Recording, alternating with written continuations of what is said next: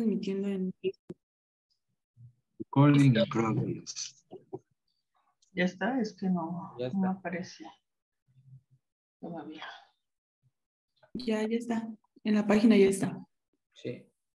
Ok, pues vamos a dejar entrar a los de la sala. Directos.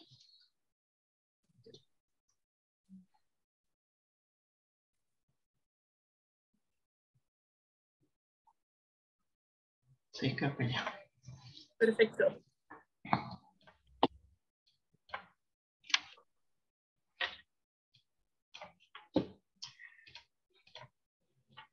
¿Entraron todos? No, ¿verdad? Ahí va. Bueno. Buenas tardes, tengan todos ustedes, sean bienvenidos a nuestro ciclo de seminarios de QFB, organizados por el Comité Estudiantil de la UAM Xochimilco. En esta ocasión tenemos a nuestro invitado, QFB Jonathan Benítez Morales, que nos va a hablar de la introducción a los servicios profesionales de atención farmacéutica en farmacia hospitalaria. Les recuerdo a nuestros asistentes y participantes que les vamos a compartir la liga para el registro para la obtención de la constancia en el transcurso de esta conferencia, para que estén atentos tanto vía Zoom como vía Facebook, por favor. Entonces le doy la palabra a Agustín para que nos presente a nuestro ponente, por favor. Agustín, si estás listo. Ok, muchas gracias, doctora. Bueno, buenas tardes, como dijo la doctora. Hoy le damos seguimiento al ciclo de conferencias sabatinas que organiza el Comité Estudiantil de QFB. Y hoy tenemos el honor de tener como ponente al químico farmacobiólogo Jonathan Benítez, egresado de nuestra Universidad Autónoma Metropolitana, Unidad Xochimilco, en la licenciatura de Química Farmacéutica Biológica, y un diplomado internacional de especialista en farmacia clínica de la Universidad Nacional de la Amazonia Peruana, actualmente siendo auxiliar de responsable sanitario en el Instituto Nacional de Enfermedades Respiratorias, y asimismo laboró en el Hospital Coyoacán HMG como auxiliar de farmacovigilancia. Ha sido participante de muchos cursos en talla nacional e internacional, y agradecemos su presencia el día de hoy, químico. Les recuerdo, ya lo dijo la doctora, pero igual les recuerdo sus preguntas y dudas la pueden colocar en el chat, tanto de Facebook Live como de Zoom, y serán resueltas al final de la conferencia. Y ahora le damos la palabra al químico Jonathan, por favor. ¿Qué tal? Buenas tardes, ¿cómo están? Bueno, ya me presentaron, yo soy el químico Jonathan, soy egresado de la UAM Xochimilco. Pues me especialicé en la parte de la farmacia clínica y farmacoterapia. Actualmente trabajo en el Instituto Nacional de Enfermedades Respiratorias. Tengo el nombramiento como auxiliar de responsable sanitario, sin embargo, también tengo las funciones de químico farmacéutico, ¿vale? Entonces vamos a hablar un poquito, bueno, no sé si ya estén listos, ya podemos empezar. Ok, perfecto. Por cuestiones de conectividad y toda esta parte del internet que manejo y todo esto, voy a detener tantito mi cámara. Entonces, cualquier duda la ponen en el chat y posteriormente, terminando la conferencia, pues podemos solucionar estas dudas y preguntas, ¿vale? Entonces, vamos a hablar de los servicios profesionales de atención farmacéutica en farmacia hospitalaria, ¿ok? Quiero aclararles que este va a ser un tema un poquito general, porque todos estos servicios profesionales son muy extensos, son muy profundos y pues necesitamos como de más tiempo, ¿no?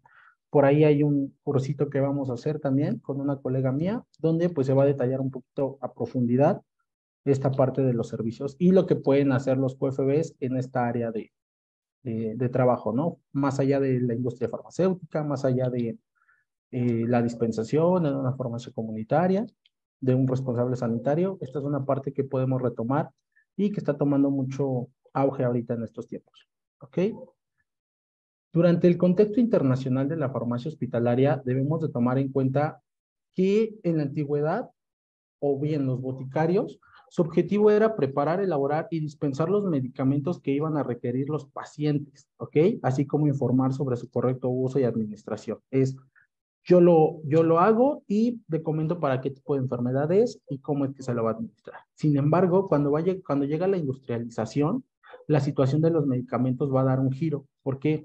porque la mayor parte de estos ya van a ser elaborados por la industria farmacéutica. Es decir, van a tener indicaciones más específicas, van a tener a lo mejor algunos mayor potencia por el tipo de medicamento, por los principios activos que van a utilizar.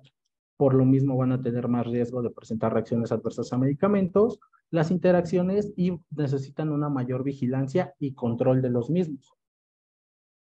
¿Ok? No sé por qué no me deja pasar. Ok. Dentro del desarrollo de la profesionalización farmacéutica, debemos de tomar en cuenta que al inicio el foco principal era el medicamento, ¿ok?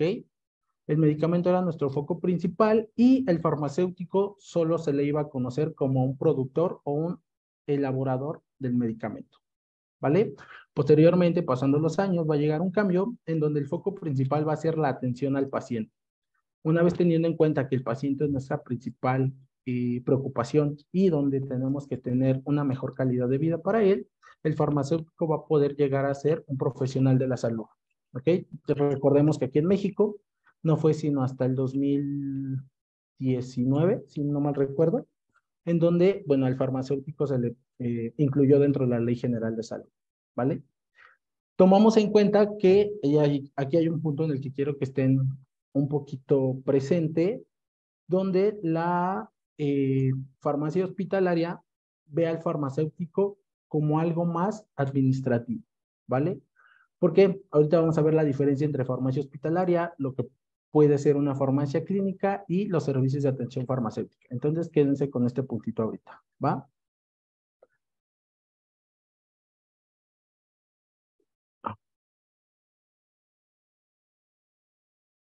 No me deja. Ok. Como se les viene mencionando, en 1870 lo que importaba era la formulación del medicamento, ¿vale? Posteriormente, dentro del auge del farmacéutico, se van a abrir dos vertientes, lo que es la farmacia de hospital y la farmacia de comunidad, ¿ok? En la farmacia de comunidad, rápidamente, en 1952 se dice que se debe de hacer una dispensación del medicamento, es decir, el químico farmacéutico de la farmacia es el único encargado de entregar ese medicamento al paciente. Sin embargo, pasando los años, desarrollando ya los temas de la farmacia clínica y tomando en cuenta que la farmacia comunitaria puede enfocarse a esos servicios de atención farmacéutica, nos va a dar que una dispensación puede ser más allá, es decir, puedo dar una información a mi paciente sobre las características del medicamento. ¿Ok? Si nos centramos en la farmacia de hospital, nos dice que en 1952 eh, se va a dar un apoyo a la distribución de medicamentos dentro del hospital. Es decir, el farmacéutico va a apoyar esta actividad. Sin embargo, con el pasar de los años, con la evolución de los medicamentos y con la evolución de las situaciones en cuanto a los errores que han presentado los medicamentos o las situaciones en los pacientes, se va a desarrollar el término de farmacia clínica. ¿Ok? ¿Saben qué es la farmacia clínica? ¿Alguno lo ha escuchado?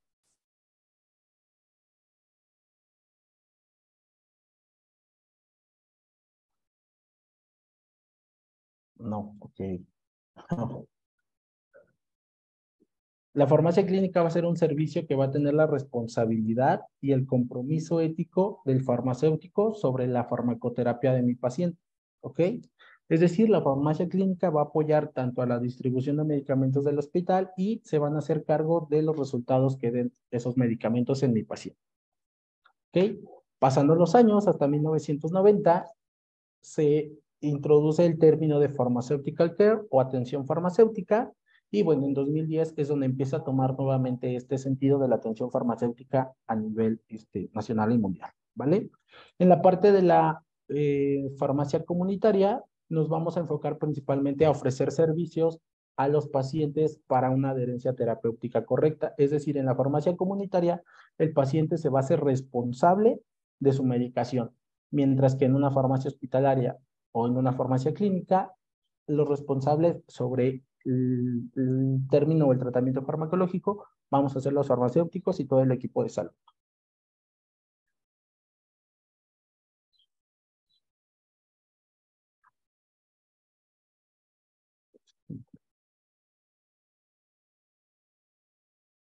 Ahora, ¿qué es una farmacia hospitalaria? La farmacia hospitalaria la vamos a definir como una especialidad donde nosotros como farmacéuticos vamos a servir a la población en sus necesidades farmacéuticas, ¿ok? Pueden ser a través de todas estas vertientes. Principalmente una farmacia hospitalaria como tal se va a encargar de la selección, adquisición, preparación, control y dispensación de los medicamentos. Dentro de esta farmacia hospitalaria podemos tener los servicios farmacéuticos, ¿ok? Dentro de estos términos podemos tener un manejo y control de los medicamentos, puede ser la preparación de medicamentos como en la parte de la farmacotecnia, una elaboración de dosis unitaria, dosis específicas para nuestro paciente, ya sea reformulación o reenlistamiento de algunos medicamentos, toda la parte administrativa de la elaboración de los procedimientos normalizados de operación, la dispensación de los medicamentos y la farmacia clínica. Vamos a tener en cuenta que dentro del servicio de farmacia hospitalaria de un hospital, valga la redundancia, vamos a tener el servicio de farmacia clínica y dentro de este servicio de farmacia clínica vamos a tener a los servicios de atención farmacéutica que nos van a ayudar para hacer todo este seguimiento. ¿Ok? Entonces, una farmacia clínica, ¿qué va a ser? La farmacia hospitalaria es una especialidad donde el farmacéutico va a servir a la población en sus necesidades, como tal, en la distribución de medicamentos. En la farmacia clínica vamos a tener en cuenta dos conceptos, del Colegio Americano y de la Sociedad Europea de Farmacia Clínica. El Colegio Americano nos dice que la farmacia clínica va a brindar atención al paciente para optimizar la terapia de medicamentos, ¿ok? Va a promover la salud y la prevención de las enfermedades. Mientras que la Sociedad Europea nos va a decir que tenemos que maximizar el efecto terapéutico, minimizando los efectos adversos, ¿ok? ¿A qué nos va a permitir llegar la farmacia clínica en cuanto a farmacéuticos? Vamos a tener una práctica profesional en el campo de la investigación, principalmente en un campo de la farmacocinética, optimizar la utilización de los medicamentos centrados en el paciente, practicar los aspectos cognitivos, actividades interpersonales dirigidos a los procesos y generar conocimiento para la toma de decisiones. Es una práctica exclusiva que tienen que hacer los farmacéuticos y abarca la atención farmacéutica, ¿vale? ¿Alguna duda hasta aquí?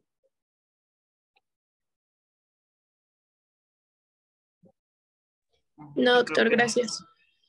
¿No? Ok, yo aquí estoy leyendo el chat. Igual si alguna duda, me comenta.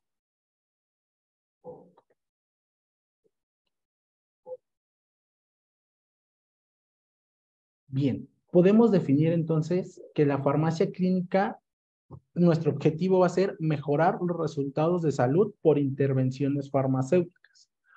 ¿Ok? Y la farmacia hospitalaria va a ser un proceso de distribución de medicamentos. Es decir, nuestro servicio de farmacia clínica lo puede ofertar mi departamento de farmacia hospitalaria. ¿Sí? Hay que tener en cuenta estas definiciones. Obviamente aquí en México, por cuestiones, no sé, de practicidad o de normatividad, le podemos llamar al servicio farmacia hospitalaria, ¿ok? Pero debemos de tener en cuenta estas dos definiciones claras. Entonces, en el ámbito del paciente hospitalizado, vamos a hacer una farmacia clínica, ¿ok? Esa farmacia clínica va a ser la actividad del farmacéutico. ¿Sí? Y en un paciente ambulatorio podemos también hablar, hablando de paciente ambulatorio, puede ser a lo mejor en un paciente de consulta externa o en un paciente en alguna farmacia comunitaria, en donde vamos a tener la parte de la atención farmacéutica, donde simplemente va a ser una filosofía de acción, ¿ok? La filosofía de acción, es decir, nosotros vamos a explicarle al paciente tal vez cómo debe de tomarse sus medicamentos, en qué horario, en qué momento, pero él es el que se responsabiliza de su tratamiento. En un paciente hospitalizado, nosotros tenemos que tomar acciones y actividades que nos permitan mejorar la calidad de vida del paciente. ¿Sí? Entonces podemos decir que una farmacia clínica va a ser un proceso objetivo, ¿ok? Mientras que una farmacia o una atención farmacéutica en un paciente ambulatorio puede ser un concepto subjetivo y pues vamos a tener aquí la parte de la adherencia terapéutica en ambos.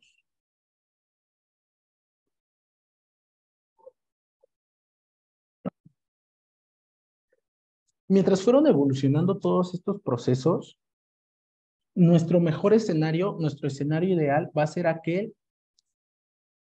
en donde nuestro proceso sea bueno, donde nuestro resultado de la salud en el paciente sea positivo y donde no vamos a tener ninguna intervención, ¿ok? Realmente, pues, con el pasar de los tiempos y con la diferencia de los medicamentos, las patologías de cada paciente y pues los procesos hemodinámicos de cada paciente en un paciente hospitalizado, pues no vamos a tener un escenario ideal nunca, ¿ok? Entonces, los escenarios a los que nosotros nos enfrentamos van a ser dos, un escenario proactivo y un escenario reactivo, ¿vale? El escenario proactivo va a ser aquel en donde yo voy a identificar un factor de riesgo, ¿ok? Yo voy a identificar ese factor de riesgo y quiere decir que ya estoy persuadiendo inicialmente que puede existir algo que le va a causar un resultado negativo a mi paciente. Y de manera esto yo tengo que hacer una intervención preventiva. ¿Okay? Por ejemplo, les doy un ejemplo de un escenario proactivo. Puede ser que yo tengo un paciente que va a ingresar con una infección de tejidos blandos, por ejemplo, una celulitis, ¿no? Y que en el transcurso de la hospitalización, pues este paciente puede llegar a presentar una osteomielitis, ¿no? Que la celulitis vaya avanzando, esta infección.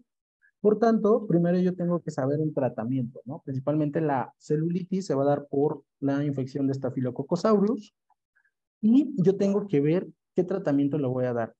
Puede ser un tratamiento de base de la vancomicina, ¿no? Pero después puedo desescalar a algún otro antibiótico. Sin embargo, si yo tomo de primera mano el tratamiento base que puede ser una vancomicina, tengo que verificar, por ejemplo, la edad de mi paciente. Si es un adulto mayor, tengo que ver ahí la tasa de filtrado glomerular, es decir, si mi paciente tiene o no tiene una afección renal. ¿Okay? ¿Por qué? Porque mi vancomicina tiende o es potencialmente a que haga daño renal en mi paciente. ¿Ok? Entonces, si mi paciente es adulto mayor, por sí, por sus comorbilidades, por su edad, ya tiene una tasa de filtrado glomerular disminuida. Y si yo doy un antibiótico que en tratamientos prolongados puede afectar la función renal, voy a causarle un daño a mi paciente. ¿Ok? Voy a causarle un resultado negativo a mi paciente. Mientras tanto, si yo tengo un escenario reactivo, es decir, yo ya obtuve un resultado negativo en mi paciente, por ejemplo, una reacción adversa, ¿no? Mi paciente presentó una reacción adversa. ¿Qué tengo que hacer? Buscar la causa de esa reacción adversa y minimizar el resultado negativo ya presentado.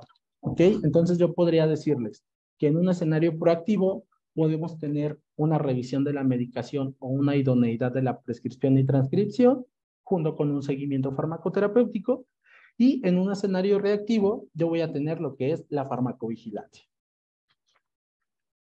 ¿Sí? ¿Dudas hasta aquí? Creo que no, Jonathan. Ok, ahorita vemos la parte de la intervención farmacéutica. Es un servicio farmacéutico que nosotros vamos a poder brindar. Eso lo vamos a ver más adelante.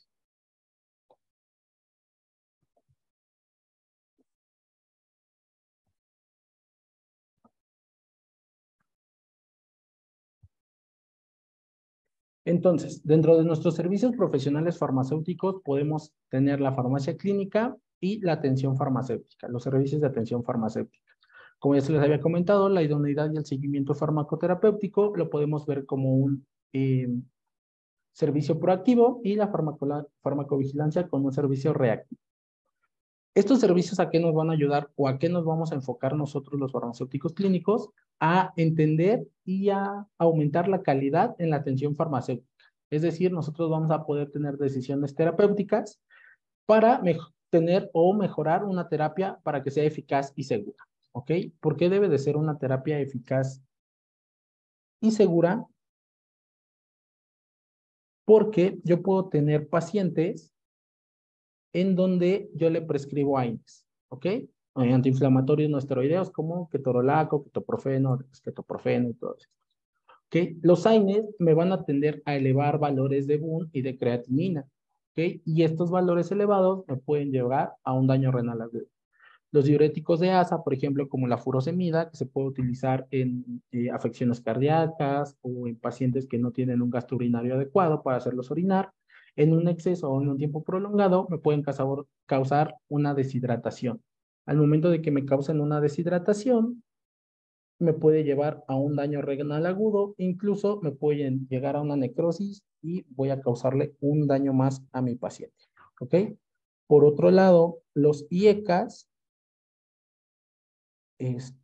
también me pueden ocasionar hipercalemia y por tanto los niveles elevados de potasio me pueden llevar a unas taquicardias en mi paciente. ¿Ok? Los antidepresivos, principalmente los inhibidores de la recaptación de serotonina, me pueden llevar a un síndrome de secreción inadecuada de la hormona antidiurética o me pueden modificar el volumen extracelular, me pueden causar una hiponatremia y por lo tanto me pueden causar un síndrome confusional agudo, lo que nosotros conocemos como delirio en nuestro paciente. ¿Ok? Entonces, para esto nosotros debemos de tener estas capacidades para identificar y tener un servicio proactivo. ¿Ok? Digo, estos son ejemplos como muy comunes o muy básicos con lo que debemos de tener presente en nuestros pacientes. Ahora, ¿qué es la atención farmacéutica? La atención farmacéutica va a ser un comportamiento que nosotros vamos a asumir frente a las necesidades que va a tener nuestra farmacoterapia y nuestro uso racional de medicamentos para tener un efecto de para tener unos aspectos de efectividad y seguridad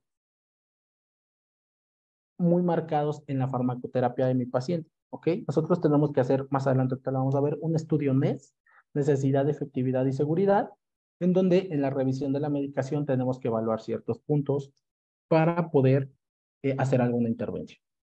¿Ok?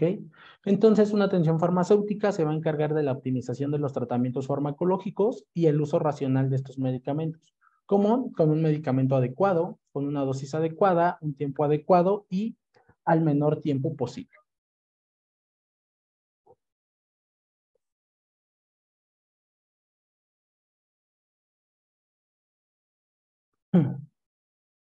No sé por qué se me deja. Entonces, dentro de los servicios profesionales de farmacia clínica, vamos a tener los servicios de atención farmacéutica propios y los servicios relacionados con la salud comunitaria o de farmacia comunitaria. ¿Ok?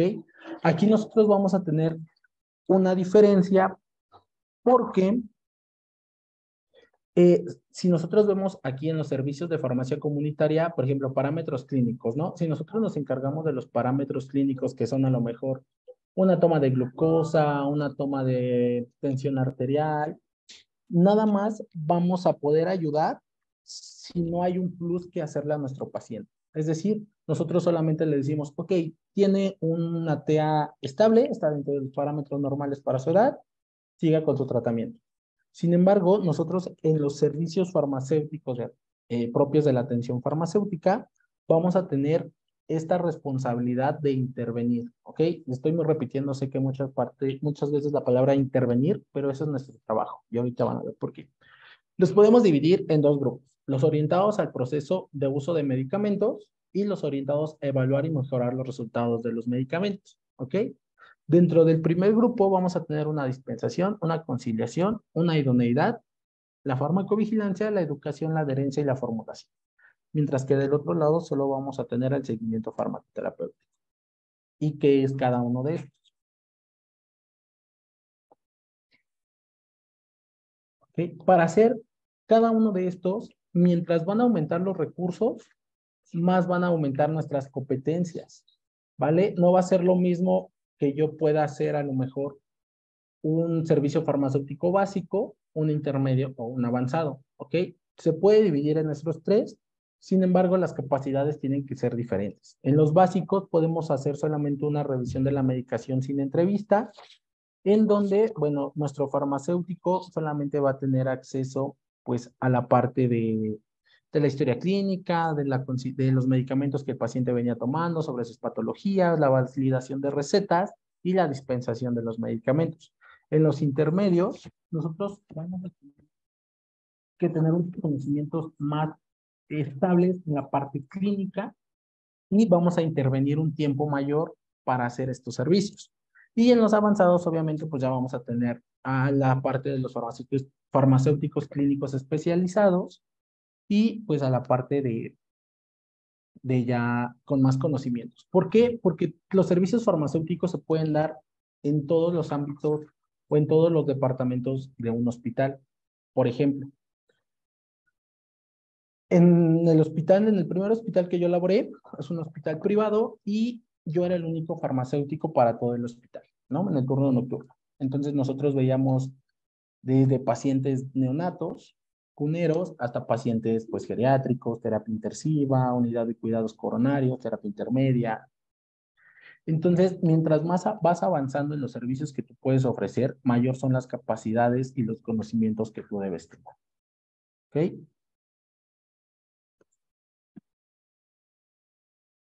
¿Y nosotros en qué nos vamos a basar? Nos vamos a basar en el modelo de seguridad del paciente. ¿Ok? Estos son estándares de implementación en un hospital y mínimamente se deben de cumplir para que un hospital pueda ser certificado. Nos vamos a enfocar en dos términos, en las acciones básicas y en los sistemas críticos para la seguridad del paciente, ¿ok? Vamos a enfocarnos en las metas internacionales. Ahorita ya se llaman acciones esenciales para la seguridad del paciente, ¿ok? Y en lo que es el MMU, que es el manejo y uso de medicamentos. ¿Qué vamos a ver dentro de estos o qué debemos de conocer? El almacenamiento de los medicamentos, la prescripción y transcripción de los medicamentos, distribución, dispensación, preparación, administración y control de los medicamentos. ¿Ok? ¿Para qué nos van a saber conocer las acciones esenciales? Vamos a enfocarnos en tres. En la primera, que es la identificación del paciente. La dos, la mejora de la comunicación efectiva. La tres, la mejora de la seguridad de los medicamentos. La acción esencial del paciente número 3 para nosotros va a ser nuestro pan de cada día, ¿ok? Y posteriormente, pues en la parte de un servicio reactivo, pues vamos a tener la reducción del riesgo de caídas y el análisis de los eventos adversos, los eventos centinelas o las cuasifallas que puede presentar nuestro paciente. ¿Ok? La acción esencial número 1 no es más que la identificación de nuestro paciente. ¿Ok? Lo vamos a identificar por dos, por nombre completo y por fecha de nacimiento. ¿Ok? Esto siempre se debe de verificar cada que se va a administrar un medicamento, cada que se va a extraer sangre, dotación de dietas o procedimientos invasivos, con el objetivo de que nuestro paciente sea el correcto y no causarle un daño significativo a otro paciente. La 2, que es la mejora de la comunicación efectiva, no, se basa principalmente en 4 términos, que es escuchar, escribir, leer y confirmar. ¿Ok? Escucha atentamente la indicación que están dando, escribo simultáneamente la orden o el resultado, leo esa indicación que yo estoy escribiendo y voy a confirmar que lo que el médico o que lo que la enfermera dijo sea correcto. ¿Ok? En este punto, nosotros lo único que podemos hacer para esta acción esencial es, por ejemplo, en un pase de visita, que un médico le diga, ok, se va a suspender, no sé, el antihipertensivo, porque nuestro paciente ha mantenido TEAs estables, ¿no? Entonces yo lo único que tengo que revisar, escuché que se iba a suspender el antihipertensivo. Enfermería tiene que escribir esa indicación, ¿ok? Yo lo único que puedo hacer ahí en esta acción esencial es valorar que lo que yo escuché que dijo el médico, tengo que valorar que lo que la enfermera suspendió el medicamento y de ser así, pues tengo que confirmarlo, ¿ok? Dentro de la mejora de la seguridad de los medicamentos, este punto es evitar errores de medicación, asegurando la ubicación, etiquetado, almacenamiento y administración de los medicamentos. ¿Ok? Esta acción esencial nos va a decir que principalmente nos vamos a enfocar en tres: en los medicamentos de alto riesgo, en los medicamentos LASA y en los electrolitos concentrados. ¿Ok? ¿Cómo podemos hacer esto? Hay varias cada instituto o cada institución, cada hospital va a tener su sistema de identificación de estos medicamentos. ¿Ok? Por ejemplo, hay algunos institutos en donde utilizan un membrete color rojo para los medicamentos de alto riesgo, un membrete color verde para los medicamentos de electrolitos concentrados y un membrete naranja para los medicamentos LASA. ¿Ok? Los medicamentos a alto riesgo van a ser aquellos como los citotóxicos, las insulinas, anticoagulantes o aminas o los medios de contraste. Los medicamentos LASA son los medicamentos de nombre parecido, ¿ok? Por ejemplo, muchas veces se pueden confundir en acetilcisteína y ácido acetilsalicílico, ¿no? Y electrolitos concentrados, pues van a ser todos aquellos que pueden ayudarnos a una reposición. Fosfato de potasio, KCl, sulfato de magnesio, ¿vale? Esta acción esencial va a ser una barrera de seguridad en donde nosotros vamos a identificar esa alerta visual, vamos a identificar que la enfermera a administrar el medicamento haga una doble verificación, se haga una validación y que el registro sea el correcto, ¿ok? Para eso nosotros debemos de saber como enfermería los días correctos en la parte de preparación y en la parte de administración, ¿va? Porque el correcto número 1 es decir medicamento. Medicamento correcto. Tengo que revisar que a mi paciente le estén dando el medicamento correcto para su patología. 2, reconstitución y dilución.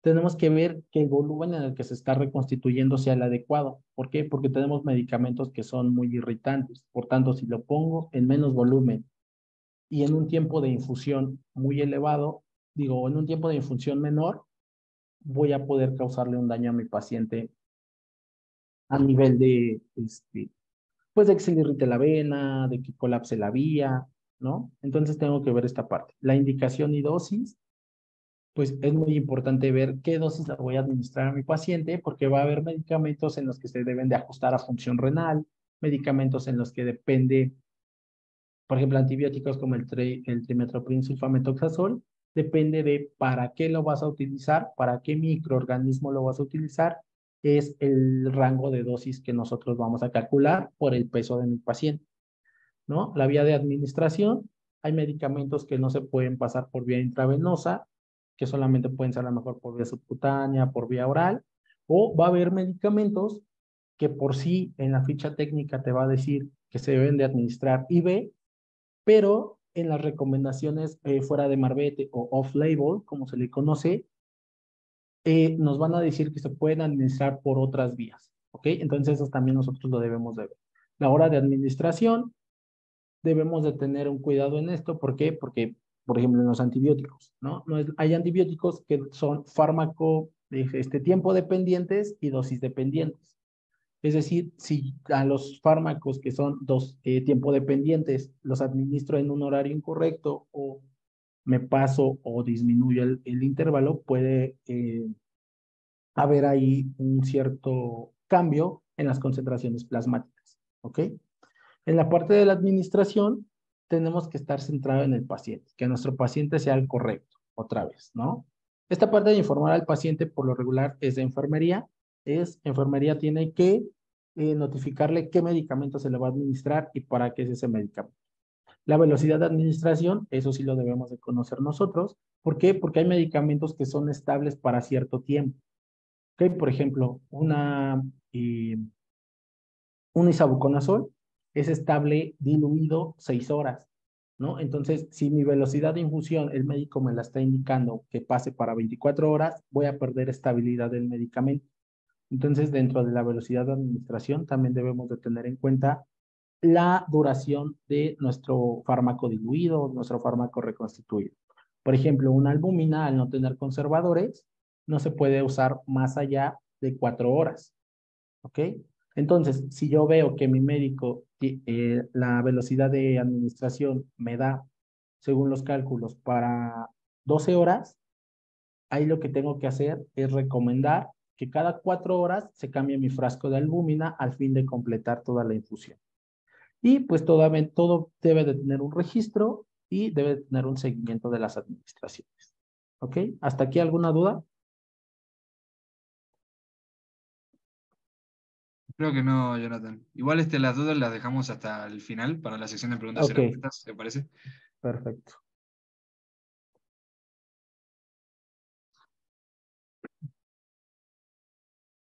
Entonces, sabiendo pues la parte de la definición de la atención farmacéutica, así a grosso modo en lo que nosotros nos podemos enfocar o nos tenemos que hacer una revisión, vamos a entrar directamente a la parte de los servicios farmacéuticos, ¿ok? Que es la dispensación El primero es la dispensación de medicamentos. ¿Qué nos va a decir esta dispensación de medicamentos? Se va a encargar de garantizar, tras una evaluación individual, que nuestros pacientes reciban los medicamentos de forma adecuada a sus necesidades. ¿Ok? Tenemos que evaluar la situación clínica de mi paciente, la posología que se le va a dar, la duración del tratamiento y el correcto uso. ¿Ok? Algo que nosotros hacemos en el Instituto Nacional de Enfermedades Respiratorias es que en la parte de los antibióticos, principalmente, los antibióticos están a resguardo de nuestro servicio. Cada químico por servicio tiene a un infectólogo en su servicio. Entonces, nosotros tenemos esta interacción con el infectólogo farmacéutico, en donde mi infectólogo va a decir, ok, le voy a prescribir este antibiótico porque tiene por ejemplo, E. coli, le voy a dejar un meropenem o un ertapenem, ¿no? Ahorita la política del instituto es que se va a dejar el antibiótico por 72 horas libre, es decir, se puede administrar 72 horas a fin de que salga un cultivo, una susceptibilidad, que es más o menos el tiempo que tarda, y posteriormente nosotros tenemos que ver o valorar con el infectólogo si va a continuar el tratamiento o si no, ¿ok? En esta parte de la dispensación, nosotros tenemos que ver la duración del tratamiento, que se esté usando correctamente, a las diluciones correctas, a la velocidad de infusión correcta, para pues garantizar que nuestro paciente va a tener un medicamento adecuado. ¿Vale? En la parte del proceso de conciliación, yo lo divido en proceso de conciliación y revisión de los ingresos. ¿Qué debemos de conocer cuando tengamos a un paciente que ingresó por urgencias o que ingresó por admisión general? Debo de saber la historia clínica, ¿ok? Nosotros tenemos acceso a historia clínica, a laboratorios, a notas de evolución de todos los médicos tratantes, ¿ok? Médicos interconsultantes, en donde debo de saber el motivo de ingreso y los diagnósticos. Debo de tener en cuenta si tiene alergias o intolerancias. Los datos, bueno, esto es algo puntual que yo recomiendo que lo tengan, los datos iniciales de función renal, hepática, BH y la dieta que el paciente está tomando. ¿Por qué? Porque durante su transcurso, dependiendo de la enfermedad o de las comorbilidades que tenga o de las diferentes situaciones hemodinámicas que se va a presentar en su hospitalización, estos parámetros son los primeros que se van a modificar. Función renal, función hepática, BH y la dieta. ¿Ok? Los datos de medicamentos de uso crónico, esta es la parte de la conciliación y tengo que hacer una entrevista.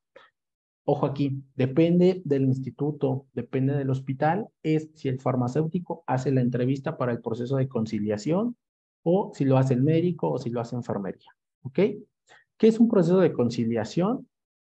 Este es un proceso simplemente de una comparación. Es decir, voy a interrogar a mi paciente o a mi familiar para que me dé la lista de los medicamentos que mi paciente viene tomando en su casa, afuera, antes de ingresar al instituto. ¿Ok? ¿Esto quién lo puede hacer? Obviamente, alguien que no sea quien vaya a prescribir las indicaciones en la institución o en el hospital en el que esté mi paciente. ¿Qué nos va a decir esta conciliación? Va a constar de 3 momentos. Se obtiene un listado de medicamentos. Este listado se va a incluir dentro de nuestro expediente clínico y se va a realizar la comparación de la medicación actual con la previa. Es decir, con las primeras indicaciones que se den en nuestro servicio del hospital, se va a comparar con lo que nosotros interrogamos al familiar o al paciente o al cuidador. ¿Vale? Se va a hacer en 4 momentos. Al ingreso, al cambio de área o de servicio, al cambio de cada médico tratante y al egreso, ¿ok? Dentro de la conciliación debemos de tener en cuenta que nosotros vamos a buscar que no haya discrepancias, ¿ok? Que sea una no discrepancia o una discrepancia justificada. ¿A qué me refiero con discrepancia? Una discrepancia puede ser cualquier diferencia entre la medicación que mi paciente tomaba anteriormente con la medicación que se está dando en el hospital.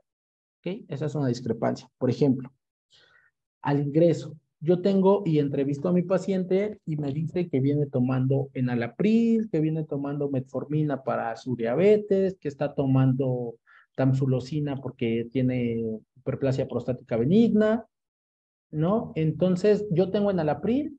Estos tres, pues, son medicamentos que no puedo interrumpir abruptamente. ¿Por qué?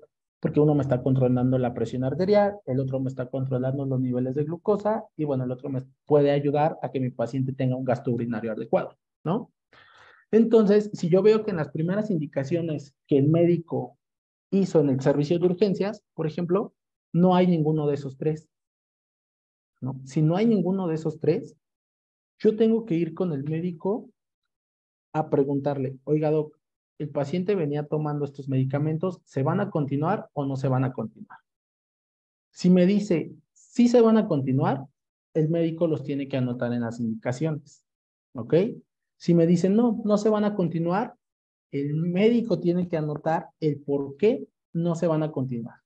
Puede ser que me diga, el enalapril no se va a continuar porque el paciente presenta tensiones arteriales estables, se valorará su evolución y posteriormente se dará continuidad o no al antihipertensivo, ¿no?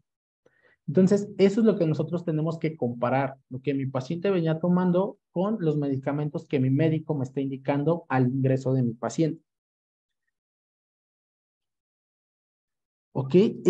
¿Hay un tiempo para hacer esto? Sí, se dice que hay un tiempo mínimo entre 30 y 35 minutos en el que puedo yo hacer una conciliación al ingreso y depende de los medicamentos que mi paciente venga tomando, son como la temporalidad en que yo puedo hacer esta entrevista de ingreso de conciliación. ¿Ok?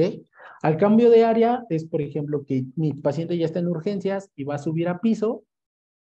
En piso se hacen unas nuevas indicaciones del servicio. Entonces tengo que comparar mis indicaciones de urgencias con las primeras indicaciones del servicio en el que yo esté. Lo mismo, si hay algún medicamento que no esté, tengo que corroborar del por qué ya no está indicado y se debe de dejar documentado también esta parte. Al cambio de médico tratante, esto es muy común, por ejemplo, en los pacientes que son con muchas comorbilidades, en donde lamentablemente algunos médicos solo se enfocan en lo que ellos saben, ¿no? Por ejemplo, el cardiólogo se enfoca en las enfermedades cardíacas, el neuro en neuro, sin embargo, hay, por ejemplo, neumólogos, cardioneumólogos, ¿no? Y toda esta parte. Entonces, él bien puede enfocarse en la parte cardíaca y en la parte pulmonar, pero muchas veces solo se enfocan, por ejemplo, en la parte pulmonar y lo cardíaco se lo dejan al cardio. Entonces, en esta parte también debe de haber una conciliación de las indicaciones que va a dejar cada uno. ¿Sí? Y bueno, al egreso, pues no es más que darle estrategias a mi paciente con las indicaciones o con las recetas que el médico va a prescribir para que mi paciente continúe su tratamiento en casa, ¿ok? Puede ser que vaya a continuar, por ejemplo, con mi enalapril, con mi metformina y con mi tamsulosina, o puede ser que a lo mejor le cambie un enalapril por un amlodipino, o le cambie la metformina y le diga ya es momento de empezar a utilizar insulina.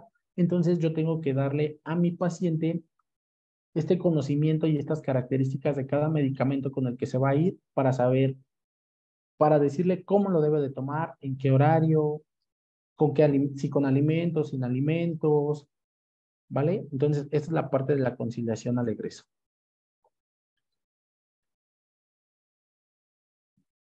Y en la parte de la revisión de la medicación, aquí vamos a tener en cuenta el concepto de farmacéutica care, ¿ok? Principalmente europeo.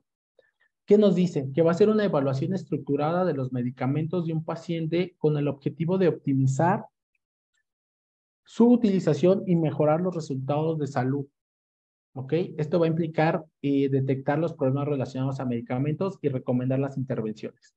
Como les había comentado, vamos a necesitar un proceso de evaluación tipo NES, que es necesidad, efectividad y seguridad, en donde vamos a tener dos tipos de evaluación de revisión de la medicación. El tipo 1, en donde solamente podemos detectar interacciones potenciales o reacciones adversas potenciales y dosis inusuales. Y el tipo 2, en donde vamos a tener ya más conocimiento sobre la farmacia clínica, vamos a tener más conocimiento sobre las interacciones potenciales, fármaco-fármaco, fármaco-alimento, las reacciones, las dosis inusuales, y nos vamos a enfocar en la parte de la efectividad y la indicación de mi medicamento. ¿Ok? Por ejemplo, una diferencia en la parte de tipo 1 y tipo 2 es que en la parte de tipo 2, nosotros también podemos tener conocimientos de las interacciones de fármaco-enfermedad, ¿ok? Y podemos diferenciar si alguna de esas interacciones son potencialmente negativas o pueden ser positivas, porque hay algunas interacciones que se pueden dar con la enfermedad que nos van a poder o nos van a ayudar a que nuestro paciente tenga una mejor calidad de vida. ¿Ok? Entonces, pues no todas las interacciones realmente son negativas. Y, por ejemplo, en la parte de esta evaluación, yo tengo una necesidad, es decir, un antibiótico, ¿no? Pero mi paciente es un adulto mayor. Entonces, los antibióticos suelen ser de estrecho margen terapéutico para este tipo de pacientes o para los pacientes pediátricos, ¿no? Sin embargo, debo de tener en cuenta que si mi paciente tiene una lesión renal, pero mi paciente está muy grave y está en un choque séptico, primero voy a tratar una infección, ¿ok? Es decir, no voy a poder o no voy a tener la necesidad de ajustar esa dosis de mi antibiótico. Hay algo muy chistoso, bueno, no chistoso, algo muy coherente en la parte de nefrología en el instituto, en donde dice que primero el paciente, después riñón. Es decir, primero trato de salvar la vida de mi paciente y ya después trato la lesión renal. ¿Y cómo puedo tratar la lesión renal? Pues a través de sistemas de sustitución renal como hemodiálisis o diálisis, ¿no? Entonces, primero trato la infección, no ajusto la dosis de mi medicamento para que mi paciente pueda sobrevivir. La efectividad de este antibiótico la puedo valorar en los datos clínicos, por ejemplo, de procalcitonina, leucocitos, dependiendo de la infección, si es viral, si es bacteriana, o la parte de los laboratoriales, ¿no? La seguridad, como les comentaba, tengo que valorar los niveles de creatinina o de función hepática dentro de mi paciente adulto mayor en este caso, pero acuérdense que pues primero tengo que ver por salvaguardar la vida de mi paciente.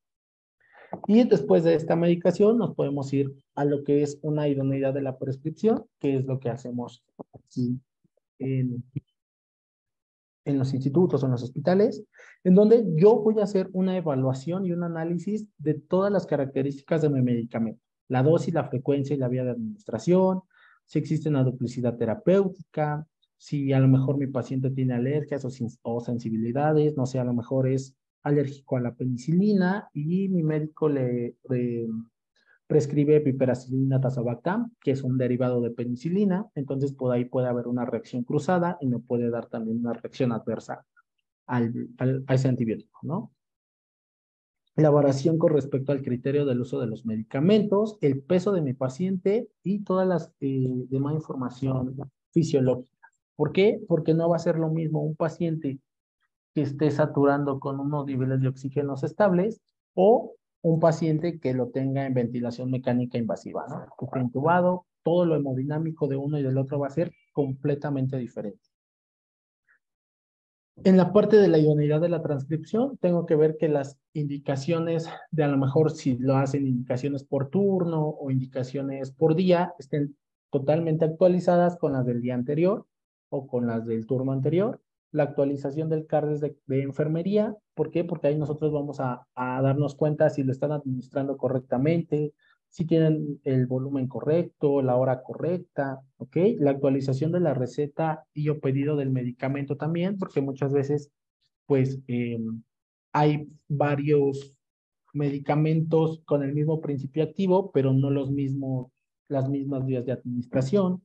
Debemos de actualizar un seguimiento farmacoterapéutico y debemos de decirle a los médicos que no se deben transcribir prescripciones ilegibles, incompletas o confusas. ¿Vale? ¿Y qué son las intervenciones farmacéuticas? Después de hacer la evaluación de la idoneidad del medicamento, de ver todas las características fisiopatológicas de mi paciente, de sus enfermedades, yo voy a hacer una intervención de algo que puede causar un daño a mi paciente, ¿ok? Entonces, estas intervenciones es la acción que surge de tomar una decisión previa y trata de modificar alguna característica del tratamiento, paciente o de las condiciones que lo van a envolver, ¿ok? Es decir, a lo mejor un ejemplo muy sencillo. Tengo un paciente hipertenso, ¿no? Y yo le estoy dando un AINE para el dolor, ¿no? ¿Qué pasa ahí? Ahí hay una interacción. Es decir, el antihipertensivo y el AINE van al mismo receptor, tienen afinidad por el mismo receptor, ¿ok? Entonces, aunque yo le esté administrando el antihipertensivo a mi paciente, si yo reviso las notas de enfermería, las hojas y toda esta parte, puedo ver que a lo mejor su presión arterial no se estabiliza, al contrario, siguen elevadas, ¿no? Yo tengo que revisar toda esta medicación y me doy cuenta que le están administrando ketorolaco, ¿ok? Entonces, aquí la afinidad del ketorolaco es mayor, por lo tanto, mi antihipertensivo no se está uniendo correctamente a los receptores y no me está dando el resultado que yo quiero con ese medicamento, que es el estabilizar la presión arterial, ¿ok? Para eso, pues yo voy a tener que revisar, como les digo, la historia de ingreso, la historia clínica, la entrevista con mi paciente, las indicaciones, las hojas de enfermería, el expediente clínico y las pruebas de laboratorio, dependiendo de la intervención que yo vaya a hacer, ¿ok? Aquí quiero dejar un punto muy claro, que al momento en el que nosotros vamos a hacer una intervención, debemos de tener los conocimientos suficientes para ir a hablar con el médico. El médico de guardia, el médico especialista, el médico tratante. ¿Por qué? Porque puede ser que el médico nos cuestione, ok, a ver, explícame por qué. Y si yo solo le digo que es porque lo leí, créanme que eso va a perder credibilidad en nosotros y en todo el servicio. ¿Ok? Entonces, siempre que vayan a hacer una intervención, lean mucho, busquen mucha información, textos actualizados. ¿Para qué? Para que tengan esas bases y puedan hacer una intervención correcta. ¿Ok? Y todas las intervenciones siempre deben de estar registradas. ¿Ok? En el expediente clínico, en las hojas de indicaciones y en nuestro seguimiento farmacoterapéutico. ¿Qué es un seguimiento? Va a ser una metodología de atención sistemática estandarizada donde vamos a buscar mejorar los resultados clínicos de acuerdo a nuestro tratamiento farmacológico. ¿Ok? Vamos a contribuir a una racionalización del uso de los medicamentos. Vamos a maximizar la efectividad de los tratamientos, minimizando unos riesgos asociados a la seguridad del tratamiento para mejorar la calidad de vida de nuestros pacientes. Entonces, ¿yo qué voy a extraer en un seguimiento farmacoterapéutico? Problemas relacionados a la medicación, problemas negativos a la medicación o problemas relacionados a la hospitalización. ¿Para qué? Para devolver soluciones y prevenciones. ¿Ok? Esta parte, pues, la entrevista que tenemos que hacer debe de ser centrada en el paciente. Debemos demostrar interés. Debemos de ser capaces de tomar decisiones, no juzgar a nuestro paciente, no juzgar a lo que nos va a decir nuestro médico o nuestra enfermera, identificar el lenguaje verbal y no verbal de nuestro paciente principalmente, hacer una entrevista relevante y no hacer preguntas cerradas como de ¿se toma el medicamento? ¿Sí o no? No, podemos decir, por ejemplo, ¿cómo se toma el medicamento? Y la no desacreditación de todo lo que nos diga nuestro paciente o lo que nos digan pues nuestros profesionales. Voy a adelantar un poquito porque tenemos poquito tiempo. Entonces, nos dicen que hay un método DADER para seguimiento farmacoterapéutico. Ojo aquí, el método DADER se creó para las farmacias comunitarias en pacientes ambulatorios, ¿ok? El seguimiento farmacoterapéutico como tal no se creó para un servicio interno de un paciente hospitalizado. Pero, ¿qué es lo que nos va a decir y qué es lo que nosotros podemos hacer? Una entrevista con el paciente, los análisis de los problemas relacionados a la medicación. Es decir, tengo la sospecha de un problema relacionado a la medicación. Es decir, yo ya estoy en mi escenario proactivo, ¿no? Ya detecté un factor de riesgo. Tengo que ver en cuáles yo puedo intervenir. Tengo que conocer las posibles soluciones a esos factores de riesgo y eso es lo que yo le voy a comunicar a mi médico.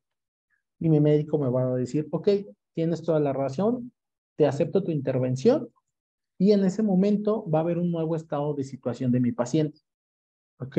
Si el médico me dice, no te voy a aceptar tu intervención, lo vamos a dejar así, ok, ahí es el momento en donde yo realizo un seguimiento farmacoterapéutico. ¿Por qué?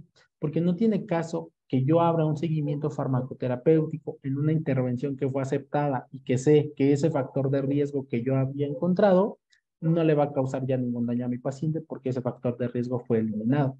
Sin embargo, si mi intervención no fue aceptada, tengo que abrir un seguimiento farmacoterapéutico para seguir y monitorear al paciente sobre ese factor de riesgo que yo encontré. Y una vez que yo vea por datos de clínica, datos de laboratorio, datos del medicamento, que ese factor de riesgo ya le está causando un daño a mi paciente, yo puedo hacer una nueva intervención a mi médico. Pero para eso debo de seguir con esa evaluación de la primera intervención que no fue aceptada. ¿Ok? Ese es como el criterio de poder abrir o no abrir un seguimiento farmacéutico en mi paciente. Porque realmente hay veces que pues nosotros tenemos demasiados ingresos y hay que abrir seguimiento farmacoterapéutico para todos, digo, depende del instituto obviamente. Entonces, ese es como mucho tiempo que nosotros podemos aprovechar para pues valorar otras situaciones de nuestro paciente, ¿no? Entonces, si hay una intervención y mi médico me la acepta, puedo solamente dejar registrada esa intervención y la que no me fue aceptada, puedo abrir un seguimiento farmacoterapéutico, ¿no? Y después de esto, pues tengo que llevar aparte la farmacovigilancia, ¿no? Muchos de nosotros hacemos también toda esta parte y principalmente pues es la detección, identificación, cuantificación, evaluación de reacciones adversas o de posibles riesgos derivados de los medicamentos, en donde podemos o debemos de tener en cuenta la dosis, la forma farmacéutica, las interacciones, las alergias de mi paciente y, bueno, factores propios del paciente como la edad y los medicamentos concomitantes, los factores genéticos, etc., etc., etc., ¿no? La farmacovigilancia, ¿qué va a hacer? Vamos a evaluar el factor de riesgo que ya le causó el daño a mi paciente, ¿no? Como se le había dicho, este es un escenario reactivo. ¿Ok? Tengo un error de medicación que le causó un daño a mi paciente, busco la causa de por qué le causó, la causa de por qué le causó, la causa del motivo de este daño y es minimizar los efectos que este nos dio. Dentro de la farmacovigilancia, la verdad es que es un mundo muy extenso. Debemos de saber los sistemas de notificación. Dependiendo de cada institución, pues puede ser que tenga un centro institucional de farmacovigilancia, un centro estatal de farmacovigilancia, conocer el formato de notificación de COFEPRIS, en donde pues nosotros podemos redactar ahí nuestra RAM. Sin embargo, pues todo lo tenemos que subir a la plataforma de VigiFlow, ¿no? Lamentablemente, pues la plataforma de VigiFlow solamente es para profesionales de la salud o profesionales farmacéuticos y realmente pues para los jefes de los servicios o de los centros institucionales de farmacovigilancia. ¿Va? Una educación sanitaria la podemos hacer como información objetiva que yo le voy a dar a mi paciente. Por ejemplo, puedo hacer una educación sanitaria al egreso, en donde voy a comentarle a mi médico, a mi paciente, cómo va a manipular, va a conservar o va a administrarse sus medicamentos en casa. ¿Ok? Voy a darle una pauta para identificar cada medicamento. Por ejemplo, a lo mejor me dice, es que tengo dudas en los horarios o el paciente no sabe leer. Entonces puedo a lo mejor hacer tácticas en los medicamentos que se debe de tomar en la mañana, ponerles a lo mejor una calcomanía de un solecito y a los medicamentos que se va a tomar en las noches las calcomanías de una luna y ya comentarle, bueno, en el día es el sol, se los va a tomar, ¿no? En la noche son los de la luna, son los que se va a tomar. ¿Ok? ¿Para qué? Para evitar que se agrave o que llegue con otro problema de salud. ¿Ok? Vamos a decirle que debe de utilizar una posología adecuada y una duración del tratamiento adecuado. Principalmente hay pacientes que se van con antibióticos vía oral para terminar tratamiento en casa. Informar sobre las posibles reacciones adversas, ¿no? Por ejemplo, ahí entra la parte de la cronofarmacología, porque alguna atorvastatina está notificado que puede causar a lo mejor rigidez a nivel muscular. Por lo tanto, pues podemos decirle que se lo tome en las noches, ¿no? ¿Para qué? Para que mientras esté durmiendo, pues esta reacción esperada no interceda o no intervenga en las actividades que va a tener el paciente del día a día. Y pues evitar las interacciones.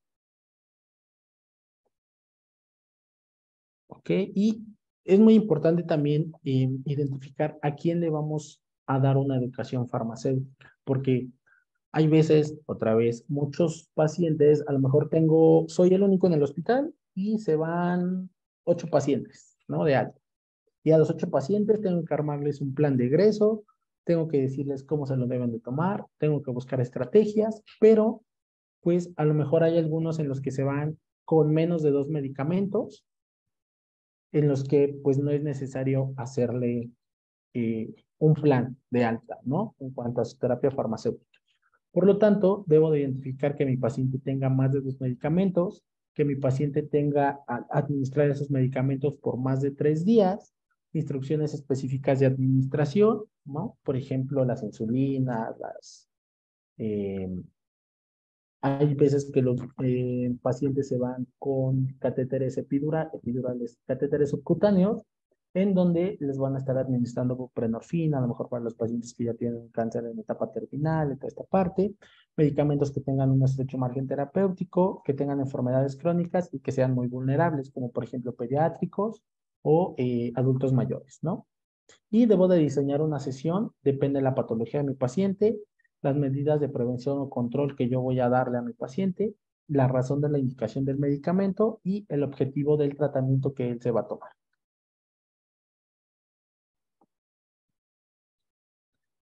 En la parte de la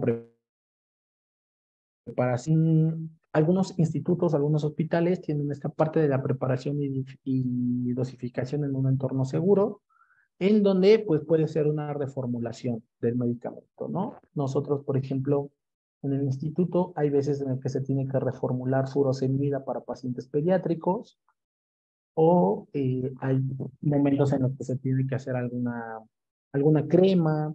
Entonces, ahí es donde nosotros hacemos esta parte de la preparación. Siempre debe de tener el nombre del medicamento y el nombre al paciente al que se le va a dar, la dosis, la concentración y la vía y la fecha de caducidad y de preparación. ¿Ok? El almacenamiento, debemos de tener, estar conscientes en el resguardo de los medicamentos sobre las condiciones de estabilidad. Por ejemplo, ¿no? Una metilprednisolona que es estable 48 horas, la puedo utilizar como frasco multidosis, ¿no? Una insulina de acción rápida que también se puede utilizar como frasco multidosis a lo mejor para varios pacientes o para un solo paciente, pero en un determinado periodo, tengo que saber cuánto tiempo es estable, ¿no? Y obviamente, bueno, la protección contra robo principalmente es para los medicamentos fentanilo, morfina y todos los del grupo de los opiáceos, y deben estar etiquetados y deben de tener una revisión continua de las áreas, ¿no? Debemos de saber también el almacenamiento dentro de nuestro servicio hospitalario, se le conocen como cajoneras o pichoneras, en donde van a estar todos los medicamentos de cada paciente, ¿no? Membretados por cama, por nombre del paciente, y tengo que yo, farmacéutico, verificar que ninguno de esos medicamentos de ahí esté contraindicado en esas condiciones de estabilidad. Muchas veces a lo mejor un medicamento refrigerado lo pueden dejar afuera, no lo pueden meter a refrigeración, o nos pueden decir, no, sí, es que lo acabo de sacar, ¿no? O sea, realmente no tienes la certeza de, pues, cuánto tiempo estuvo fuera de refrigeración y obviamente, pues, su estabilidad no va a ser la misma al momento de su acción. Y bueno, la adherencia terapéutica, en este caso la adherencia terapéutica nosotros la podemos encontrar dentro de nuestra educación al paciente. ¿Por qué? Porque debemos de saber si nuestra falta de adherencia fue intencionada o no intencionada, ¿no? Esto también lo conocemos desde el ingreso. Hay pacientes que ingresan con diagnósticos de hipertensión, con diagnósticos de diabetes, pero pues están muy descontroladas. ¿Por qué? Porque no siguen los tratamientos que se les dejó su médico comunitario o el médico de primer contacto, ¿no? Entonces tenemos que saber nosotros si esa adherencia fue intencionada o no. Y fue intencionada, a lo mejor tiene una falta de conocimiento sobre su enfermedad, o una creencia, o que diga, no me tomo el medicamento porque me siento bien, ¿no? Y si no fue intencionada, tenemos que valorar a lo mejor si tiene dificultades para seguir el tratamiento, si se le olvidó tomar su medicamento, o si desconoce un poco lo que es su enfermedad, ¿vale? Y bueno, el egreso, como lo mismo, es colaborar y establecer el tratamiento del paciente, explicar las modificaciones, informar la administración de las especialidades farmacéuticas, informar las interacciones a mi paciente y elaborar un gráfico horario de su tratamiento integral. ¿Ok? Este es un proceso, se los puse así como en puntitos, de lo que se puede hacer día a día, es identificar a mi paciente, que sea mi paciente correcto, verificar que no tenga alergias, conciliar sus medicamentos, ver que todos los medicamentos sean correctos, que los medicamentos, si tienen medicamentos de alto riesgo, LASA o electrolitos concentrados, estén específicamente membretados y etiquetados. Si hay medicamentos PRN o medicamentos multidosis, tenemos que checar la estabilidad de los multidosis y en los medicamentos por razón necesaria, pues tenemos que verificar que al menos no se pase de la dosis tope o de la dosis máxima al día de cada medicamento, ¿no? El modo de uso del medicamento, las interacciones potenciales, una duplicidad terapéutica, una dosis correcta, la preparación de cómo enfermería diluye los medicamentos, la estabilidad del tiempo de duración de los medicamentos. La vía de administración es muy importante porque muchas veces en un paciente hospitalizado voy a tener a lo mejor una vía periférica, pero pues no todos los medicamentos se pueden pasar por vía periférica dependiendo de la osmolaridad o dependiendo de la concentración. Y a lo mejor voy a tener catéter, ¿no? Un catéter central, pero un catéter, por ejemplo, trilumen, ¿no? Que tiene un lumen medial, distal y proximal, en donde dependiendo de cada uno es si voy a poder pasar fármacos o voy a tomar muestras sanguíneas, ¿no? Si un paciente tiene, por ejemplo, una nutrición parenteral, ningún medicamento puede administrarse por ese lumen, ¿no? Entonces, si yo tengo un medicamento como la digoxina que puede interaccionar con otros medicamentos, pues tengo que ver qué vía de administración eh, puedo optar o puedo recomendar al médico o qué medicamento puedo pausar para que se pase ese medicamento que nos puede causar alguna interacción, ¿no? Entonces, en la parte de la vía de administración debo de conocer inclusive de catéteres, de líneas, catéteres centrales, toda esta parte que pues creemos o pensamos que solo enfermería tiene la capacidad o tiene la obligación de conocer, ¿no? Nosotros también, porque hay veces que ellas mismas nos preguntan por qué catéter lo puedo pasar, ¿no? ¿En qué concentración?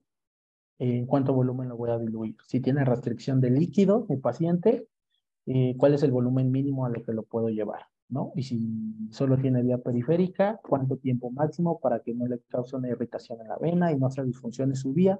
Porque a lo mejor mi paciente es de difícil acceso o difícil punción. ¿Ok?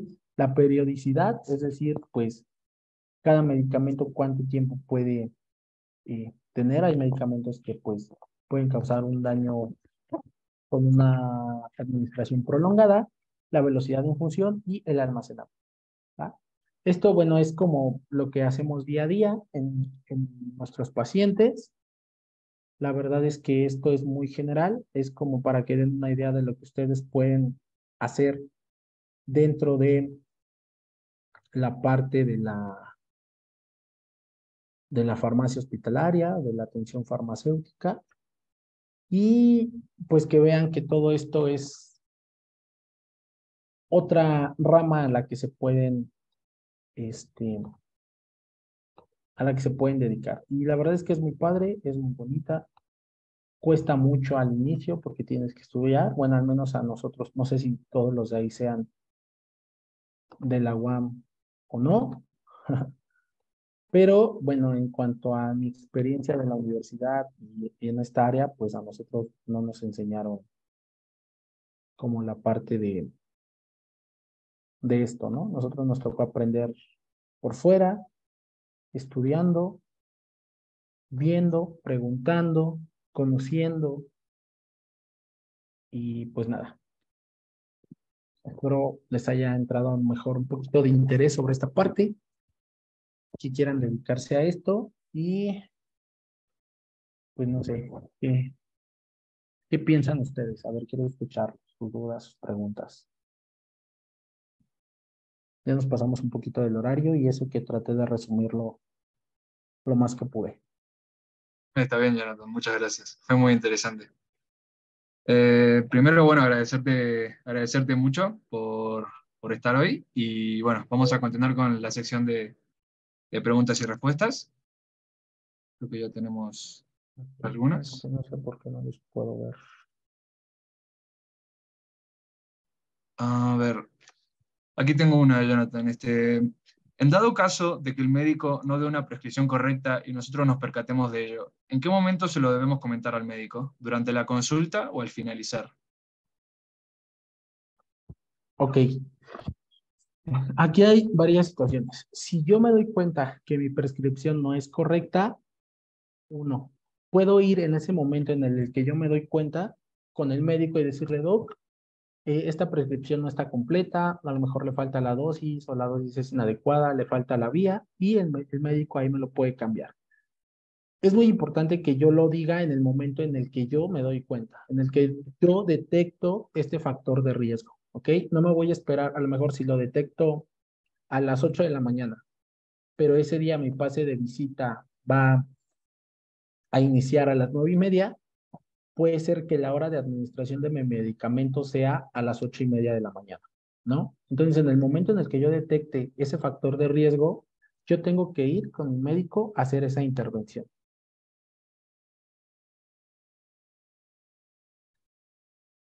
Ok, muchas gracias.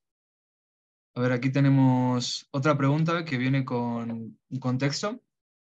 El contexto es, hoy en día nos acongoja una problemática en nuestro país, ya que antes había centrales de mezclas, las cuales se dedicaban a realizar preparaciones farmacéuticas, preparadas por químicos y farmacéuticos en condiciones establecidas y controladas como HbA1c, muestreos biológicos que garantizaran la calidad y una correcta preparación de estos medicamentos. Sin embargo, debido a una modificación en la norma 249, ahora cualquier persona del sector de ciencias biológicas de la salud es capaz de realizar esta actividad, lo cual pone en riesgo al paciente, ya que estas personas no han tomado capacitaciones para llevar a cabo esta actividad. Además, se están construyendo centrales de mezclas en hospitales públicos sin condiciones controladas. ¿Cuál es su opinión al respecto con base en su experiencia y conocimientos, químico Jonathan?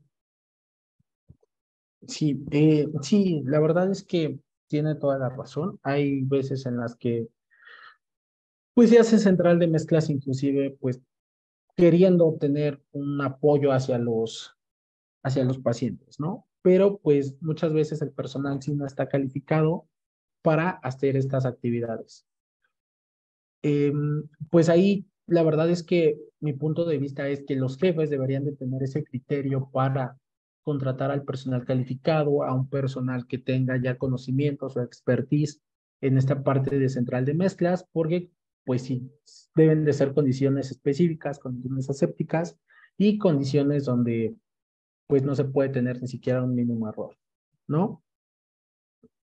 Sin embargo, pues a nivel nacional, creo que poco a poquito o vamos teniendo como esta parte de ver que los químicos farmacéuticos deben de estar calificados y somos esenciales para este tipo de procesos o este tipo de trabajos. Debemos también pues de tomar en cuenta que no todo es rápido, ¿no? No todo es al momento y no todo va a conllevar a la parte de nosotros o de nuestro sistema, ¿no? También es la parte de la dirección, de la parte de la dirección operativa, de la dirección del hospital, de la dirección del instituto, en donde pues ellos van a tomar esas decisiones. Pero sí, o sea, estoy totalmente de acuerdo en donde los profesionales deben de ser estrictamente calificados para los procesos o los recursos en los que se deben de tener en las centrales de mezclas. Perfecto, yo también estoy de acuerdo. Aquí hay otra pregunta. ¿Se aplicaban las intervenciones farmacéuticas en tiempos de pandemia? Ya que tengo entendido que en estas situaciones era complicado aplicar ese conocimiento, ya que, por ejemplo, si tenías un paciente con insuficiencia respiratoria grave y a la vez patología de hipertensión, se debían administrar broncodilatadores sí o sí, pero recordando que algunos son agonistas beta-2 adrenérgicos, por lo que causaban incremento en la presión arterial, poniendo en riesgo la salud del paciente. Sí, exacto. Eso es a lo que quería o cuando les comentaba que debo de evaluar la situación clínica de mi paciente, ¿ok? No puedo hacer una intervención solo porque lo leí, ¿no? Por ejemplo, los broncodilatadores que me pueden dar una elevación de la TA o me pueden causar taquicardias, no puedo solamente llegar a decirle al médico, oiga, este broncodilatador me está afectando mi frecuencia cardíaca, me está elevando mi presión arterial, yo creo que hay que suspenderlo. No, porque en realidad este medicamento va a ser necesario. Ahí es otra parte en la que debemos de identificar en nuestra evaluación tipo NES, porque va a haber medicamentos que van a ser necesarios e innecesarios. Los innecesarios van a ser aquellos que me puedan ayudar a sustituir o a mejorar mi calidad de vida o una función biológica. En este caso, pues los broncodilatadores me van a ayudar a, bueno, tener una mejor respuesta respiratoria de mi paciente, ¿no? Y no tener en cuenta esta parte de que me pueden llegar a ocasionar una frecuencia cardíaca elevada, una taquicardia, una tensión arterial elevada. Lo único que tengo que hacer yo como farmacéutico ahí es monitorear esta parte de la tensión arterial.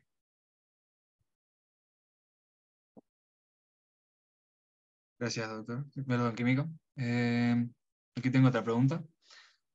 Dentro del proceso de conciliación, si dentro de lo mencionado por nuestro paciente se encuentran irregularidades con lo que anotó el médico y lo que mencionó el paciente, ¿se puede hacer una comparación conforme a su historial clínico o volver a realizar la entrevista? ¿Y se puede no hacer a los primeros 30 minutos de su ingreso? Los 30 o 35 minutos se refieren a que yo como farmacéutico debo de tener mínimo ese tiempo disponible para hacer la entrevista al paciente, al familiar o al cuidador, ¿vale? La conciliación está establecido de que se puede hacer en las primeras 24 horas del ingreso de mi paciente, ¿ok? Pero si yo tengo medicamentos que son depende del riesgo asociado de mis medicamentos. Por ejemplo, si yo tengo AINES, antiarrítmicos, antibióticos, este, antihipertensivos, inmunosupresores, hipoglucemiantes, estos medicamentos se dice que la conciliación se debe de hacer dentro de las primeras 4 horas del ingreso de mi paciente, ¿ok? Porque son medicamentos en los que no puedo tener una suspensión inmediata de ellos, porque me están ayudando a mantener una función estable en mi paciente. ¿Ok? Y la parte de que si hay discrepancias o hay errores dentro de la entrevista, sí. De hecho, podemos corroborar con la historia clínica, con la historia, la nota de ingreso, con el personal de enfermería. Muchas veces ellos hacen la historia de conciliación y con el médico, ¿no? O nosotros mismos podemos ir con el paciente y preguntarle qué medicamentos toma. Lo que yo hacía, o bueno, en el instituto privado, nosotros teníamos la ventaja de que al momento del ingreso nosotros podíamos hacer la primera entrevista farmacéutica al paciente. En ese momento nosotros preguntábamos los medicamentos que estaba tomando, los anotábamos y después lo que yo hacía es ir con la hoja de enfermería que de la historia de conciliación que ellas hicieron, comparar, ¿no? Si hay alguna discrepancia ahí, yo iba directamente con el paciente y le decía que pues estaba, eh, se me fue la palabra, que él había referido a mis compañeras de enfermería que también tomaba tal medicamento o a tal dosis. Y ya el paciente me decía, oh, sí, cierto, se me olvidó comentarle eso, ¿no?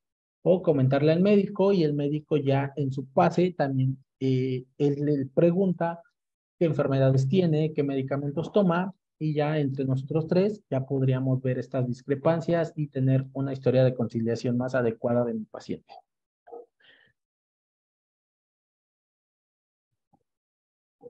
Ok, perfecto. Bueno, con esa respuesta ya damos final a la sección de preguntas y respuestas. Eh, Agradecemos al especialista Jonathan Benítez por aceptar la invitación a este ciclo de conferencias sabatinas, así como a nuestra asesora, la doctora Karina Sánchez, y a la audiencia en general. También recordándoles que nuestra próxima conferencia va a ser el día sábado 4 de marzo. El preregistro lo van a encontrar en las redes sociales oficiales del Comité de QFB de la UAM Xochimilco, las cuales se han estado compartiendo a través del chat. Y nuevamente gracias y espero que tengan todos una excelente tarde. Y ahora les cedemos la palabra Muchas a... gracias a ustedes por la No, a invitación. usted ya, por favor. Antes que nada, les acabo de dejar mi correo por el chat. Cualquier duda que tengan, cualquier pregunta, se los escribí mal, perdón. Este, Pues en el correo ¿Es sin para que no te problema. lleguen o qué? Sí. No, sí, sí me llegan. Sus alumnos ya me han estado mandando correos. Ah, No, no, pero los de así, Juan así Manuel. como lo escribiste mal.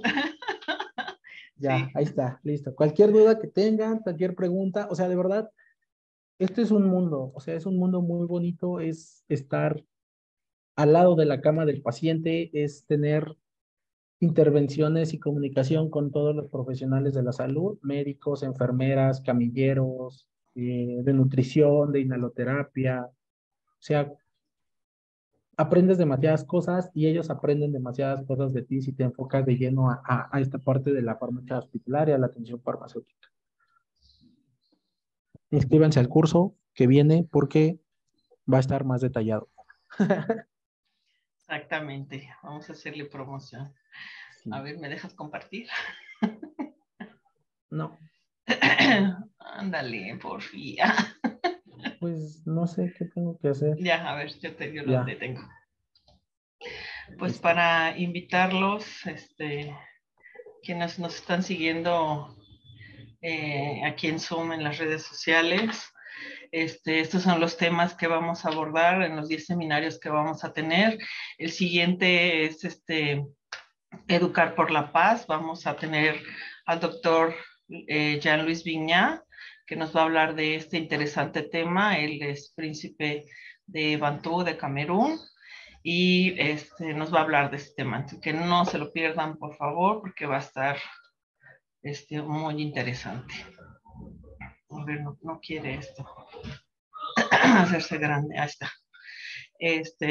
Y luego, pues, como ya les había comentado Jonathan, vamos a tener un curso el cual inicia la próxima semana a las 10 de la mañana. Van a ser los sábados de marzo y los primeros 2 de abril. O sea, van a ser 6 sesiones. Van a ser de 3 horas y va a estar compartido este curso con Jonathan y Karina Hassel. Nos van a dar este interesante curso. Es un curso que es sin costo, va a tener constancia con valor curricular y tenemos la liga del preregistro para que vayan inscribiéndose si les interesa. Y pues recordarles que nos pueden seguir en las redes sociales, en YouTube, en Telegram, en Instagram, en Twitter y en la página misma de Facebook, en donde estaremos compartiendo pues los eventos, las ponencias y todas las demás cosas que estamos haciendo para ustedes. Pues sin más, te agradezco mucho, Jonathan, que hayas aceptado nuestra invitación para hablar de este tema que pues no es muy común, sobre todo nosotros en la UAM Xochimilco, que ahorita pues afortunadamente ya tenemos un módulo de farmacopidemiología y atención y servicios farmacéuticos, que es el módulo optativo, el último, uno de los de 12. Más o menos. Bueno, ahí vamos, ¿no? De algo a nada, pues algo ya es ganancia. O la parte que tenemos en la maestría en ciencias farmacéuticas, que también, pues bueno, ya estamos trabajando en eso. Y pero pues si les interesa para que vayan adentrándose, y pues vayan aprendiendo un poco más. Eh, por otro medio, pues, Doctora, pues también lo tenemos en Facebook. Está dejando Emilia. A ver, Emilia, adelante. sí, ahí está mi WhatsApp. Cualquier información. El link que acabo de subir es para el preregistro del curso que inicia el siguiente sábado a las 10 de la mañana. Es importante que manden ahí su información para que les hagamos llegar el link del Zoom y toda la información de. Así es. Bueno, pues muchísimas gracias a todos ustedes. ¿Algo que quieran decir? Carlos, Ángel, Michelle. Pues muchísimas gracias por aceptar esta invitación, Jonathan. Les reitero la importancia también de que se registren en el curso si les interesa, va a estar muy bueno. Pues nada, los esperamos también el siguiente sábado, ¿no? Con nuestro ponente que también es muy importante.